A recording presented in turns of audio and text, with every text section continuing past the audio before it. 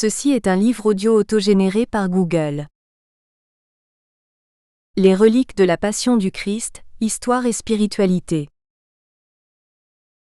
Religion et spiritualité. Dirigé par Richard Moreau, professeur émérite à l'Université de Paris 12. Et André Thèse, professeur émérite à l'Université de Louvain. La collection Religions et spiritualité rassemble divers types d'ouvrages. Des études et des débats sur les grandes questions fondamentales qui se posent à l'homme, des biographies, des textes inédits ou des réimpressions de livres anciens ou méconnus. La collection est ouverte à toutes les grandes religions et au dialogue interreligieux. Dernière parution. Mathieu Rouillet d'Orfeuille, Histoire liturgique du XXe siècle, 2012. Alain Barbarin, Croire en Jésus peut être raisonnable. Et si de nombreux événements bibliques s'étaient déroulés autrement, 2012.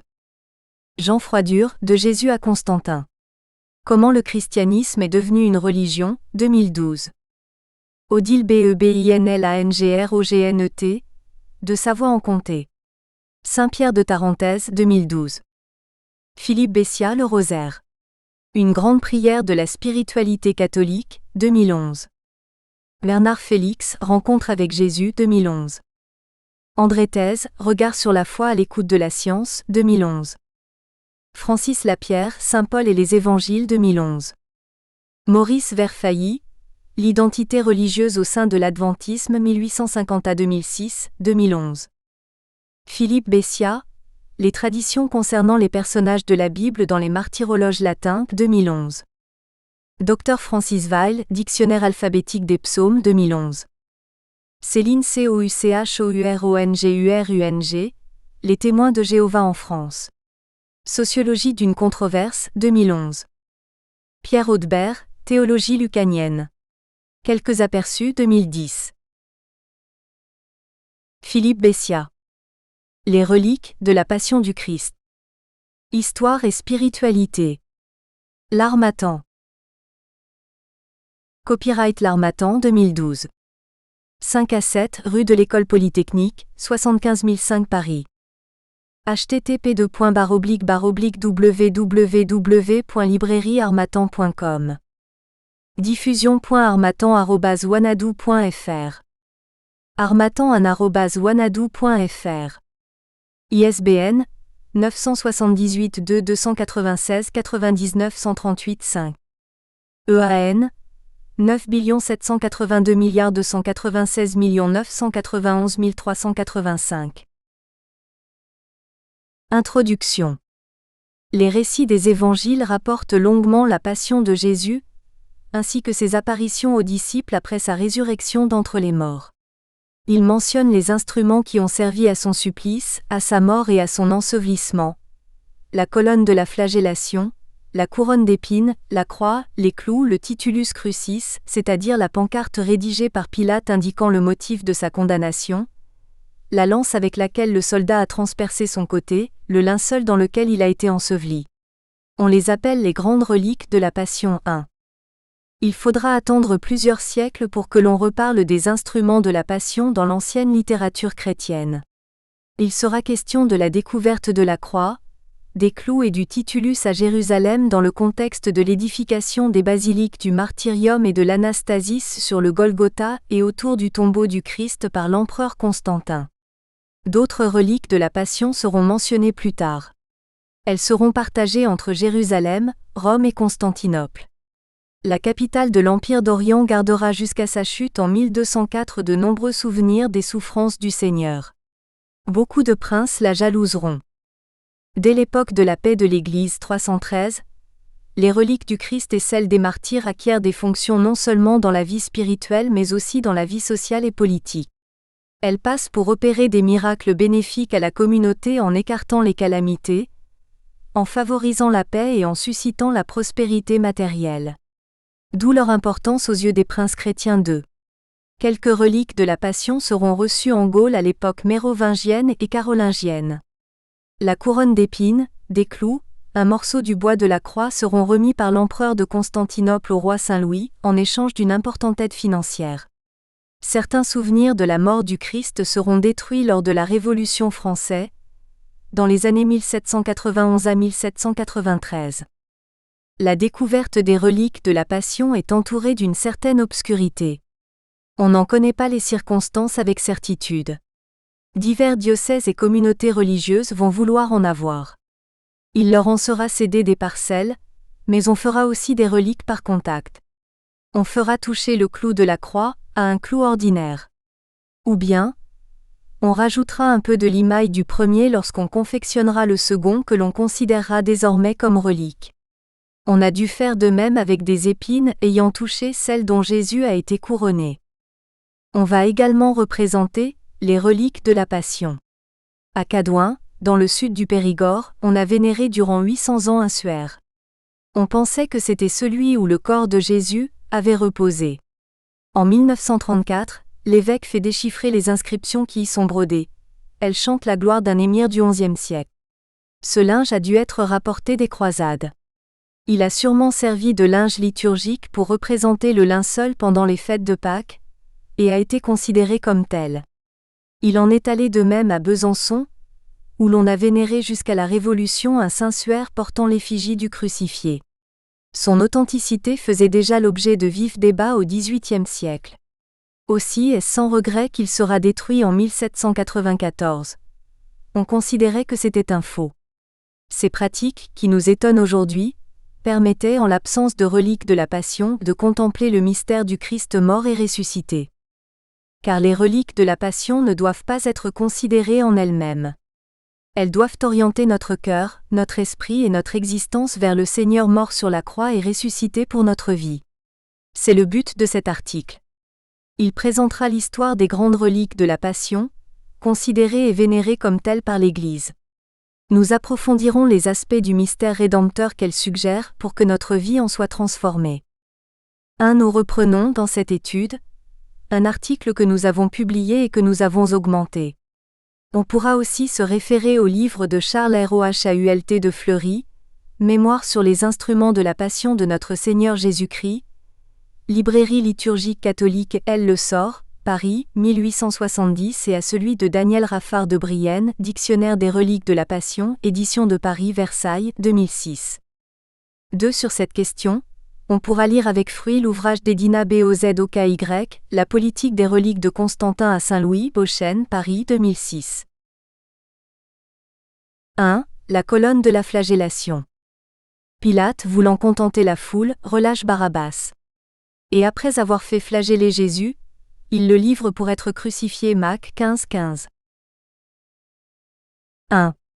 La colonne de la flagellation. Les premières mentions de la colonne de la flagellation se trouvent dans des récits de pèlerins de Terre Sainte du IVe siècle. Un chrétien de Bordeaux l'a vue en 333 dans les ruines de la maison du grand prêtre Caïphe, située sur le mont Sion, à Jérusalem 3. Elle sera ensuite transportée dans l'église située sur cette même colline 4. Il en est aussi question dans le journal de voyage d'une chrétienne du nom d'Égérie.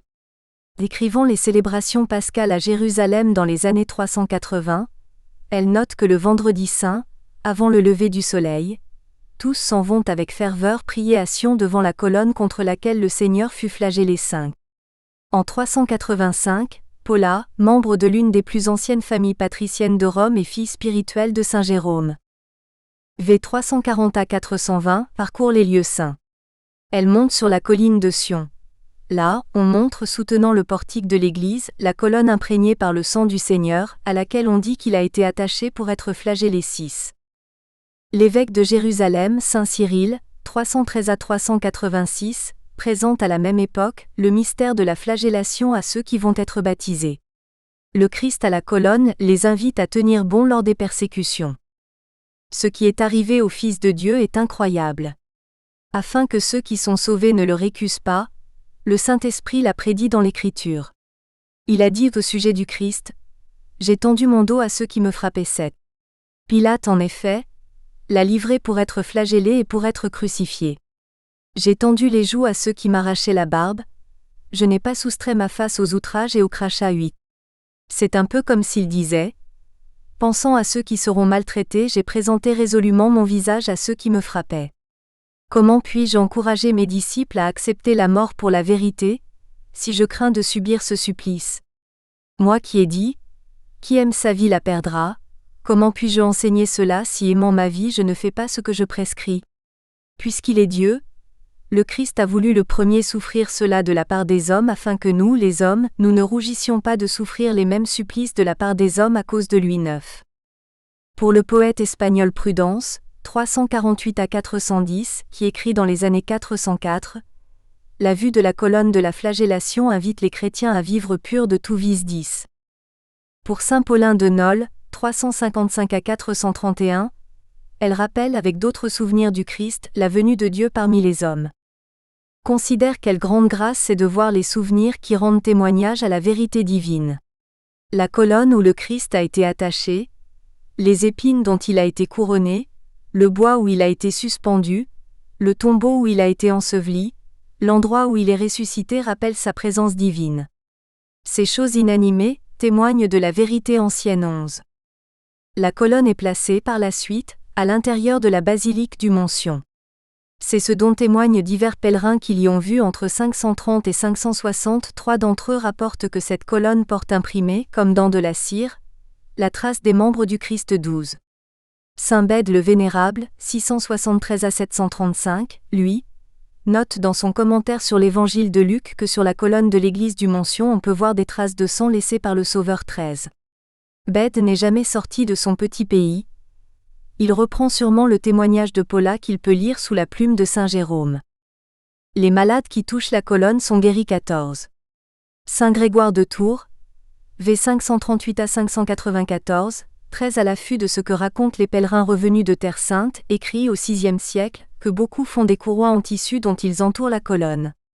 Ils les portent avec foi, et sont guéris de diverses infirmités. 15. Beaucoup de reliques seront transportées à Constantinople lorsque Jérusalem sera menacée par les Arabes. Un croisé y signale, en 1203, la colonne de la flagellation dans le couvent des 7 apôtres.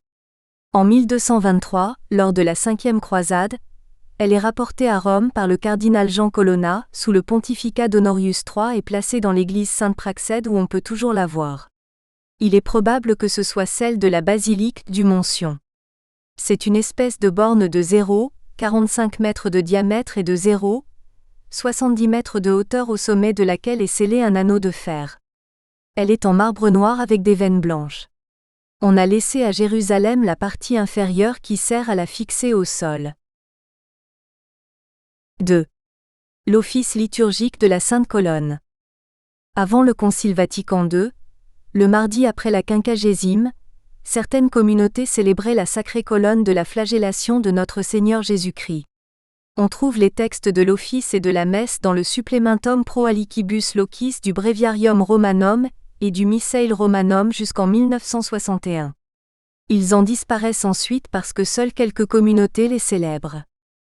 Cette fête oriente le regard vers Jésus-Christ flagellé et attaché à la colonne 16. L'Église y contemple Jésus dénudé, enchaîné, fouetté, ruisselant de sang. 17. Il est celui qui a souffert sans avoir commis l'iniquité, et dont le corps a été réduit à néant. 18. Celui qui a livré son corps à ceux qui le frappaient, qui n'a pas détourné son visage de ceux qui le giflaient, ni sa face de ceux qui l'insultaient. 19.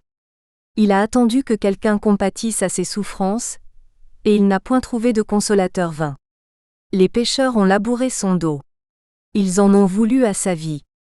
Ils n'ont pas mis Dieu devant leurs yeux. 21. Dieu a permis qu'il soit frappé, que ses blessures se multiplient, que son âme soit remplie d'amertume. 22. Ces pécheurs qui flagellent le Christ sont le symbole du monde qui s'oppose à Dieu, des peuples qui conspirent contre le Seigneur et son Messie. 23 et qui se soulèvent contre eux. Le Christ, qui a souffert sans avoir commis l'iniquité. 24, apporte son salut à ce monde pécheur. La liturgie reprend ici la prophétie d'Isaïe concernant le serviteur souffrant. 25. Jésus s'est offert volontairement à la passion. Homme de douleur, méprisé, il porte nos maladies et nos infirmités. Il est blessé à cause de nos iniquités, broyé à cause de notre péché. Le châtiment qui apporte la paix est sur lui. Par ses souffrances, nous sommes guéris. Il justifie la multitude. Il prie pour les transgresseurs. Puisqu'il a donné sa vie à cause du péché, il aura une longue lignée. 26. Cette lignée, c'est celle des hommes et des femmes qui croient en lui ou qui sont mystérieusement touchés par sa grâce. C'est son Église.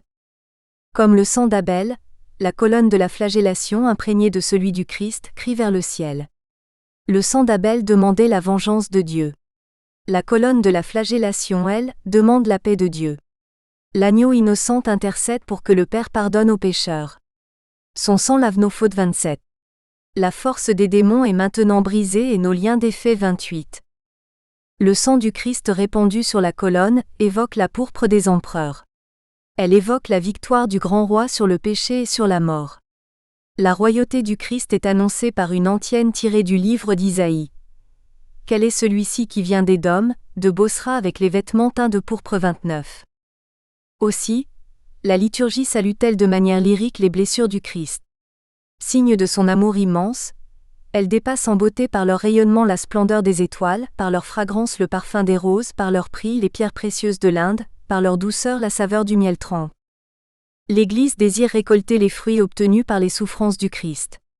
C'est ce que demande l'oraison de la fête.